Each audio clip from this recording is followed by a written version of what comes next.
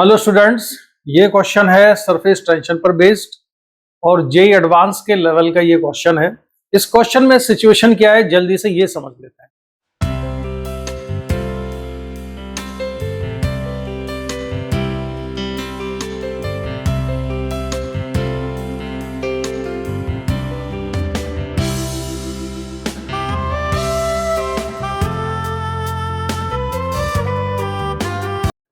इस क्वेश्चन में हो ये रहा है कि इसमें एक जार है जिसमें कि वाटर फिल्ड है।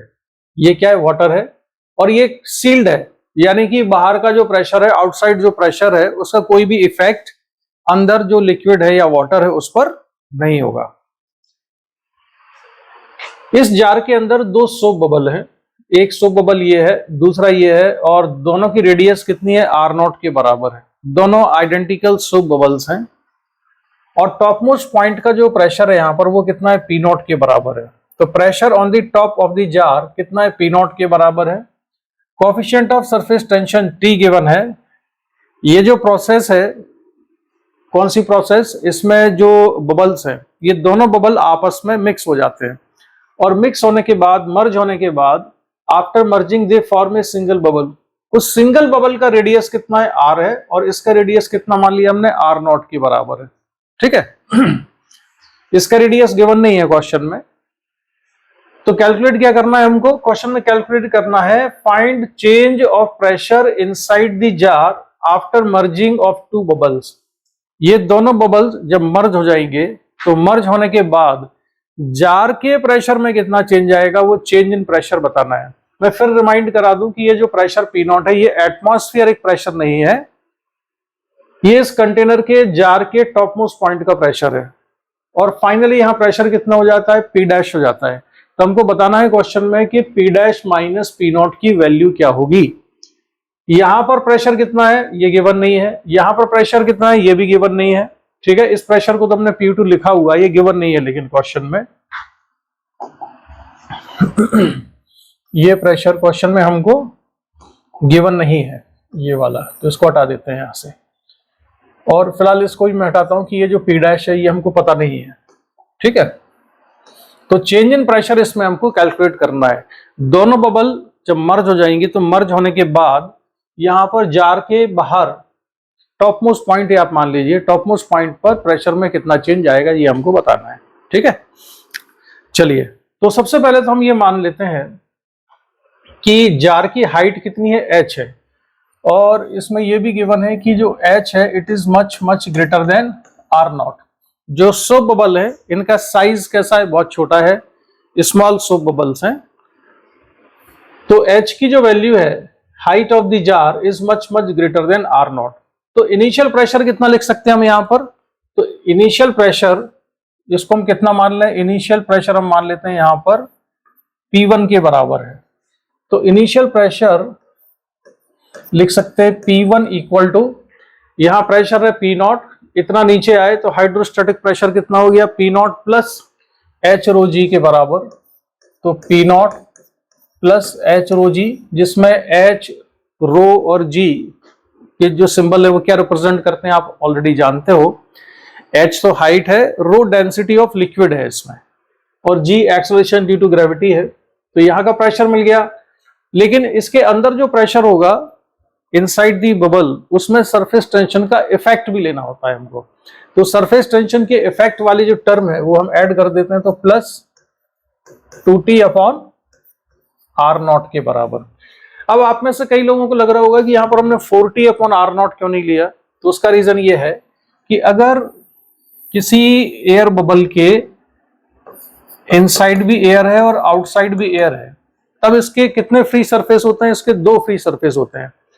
उस केस में यहां पर अगर मैं प्रेशर लिखूंगा P और बाहर प्रेशर है मान लो P' लिख लेता हूं, तो P माइनस P' कितना आएगा? ये 4T अपॉन R आता है। तो जब दो फ्री सरफेसेस होंगे बबल के तब हमको यूज करना है 4T बाई R। लेकिन इस वाले केस में आउटसाइड तो लिक्विड है, वो फ्री सरफेस नहीं है। फ्री सरफेस ये कहा जाएगा जो कि अंदर की तरफ है जहां पर एयर है। ठीक है, तो उसकी वजह से हमने यहां पर केवल एक टर्म, जो टर्म यूज किया, जो चेंज इन प्रेशर यूज किया है या एक्सेस प्रेशर यूज किया है, वो है 2T बाई R0। इसको नाम दे देते हैं हम इक्वेशन नंबर 1 का। ठीक है, अब सबसे इंपॉर्टेंट चीज क्या है इसमें, एक तो यह है कि वाटर को इनकम्प्रेसिबल लेना है। अगर वाटर इनकम्प्रेसिबल है तो दोनों बबल के मर्ज होने से पहले और मर्जिंग के बाद वाटर का जो वॉल्यूम है वो कैसा रहेगा, कांस्टेंट रहेगा। ठीक है, तो मैं यहां लिख लेता हूं कि volume of water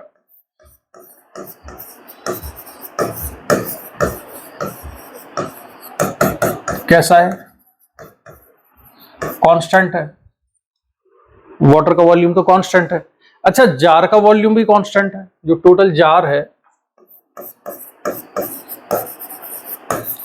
volume of jar is constant, jar का वॉल्यूम भी कांस्टेंट है।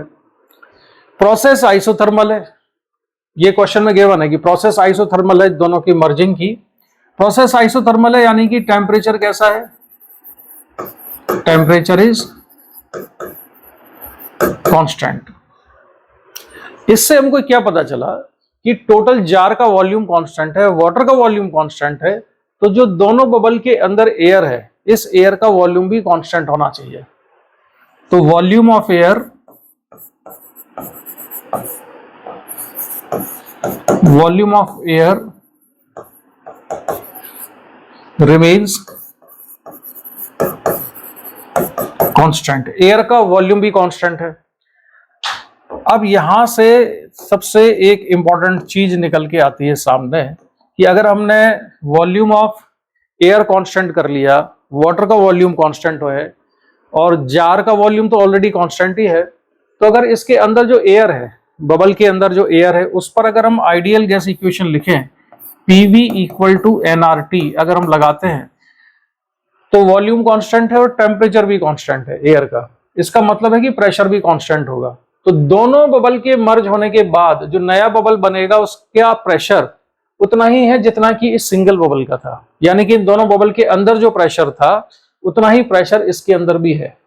ये इस क्वेश्चन की हाईलाइट है। अगर ये क्लिक नहीं किया तो फिर क्वेश्चन सॉल्व नहीं होगा। ठीक है, तो ये हाईलाइट याद रखना। तो चलो इसको हम हटाते हैं यहां से।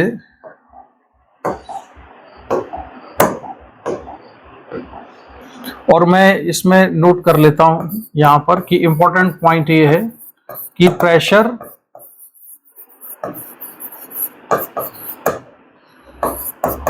Inside bubble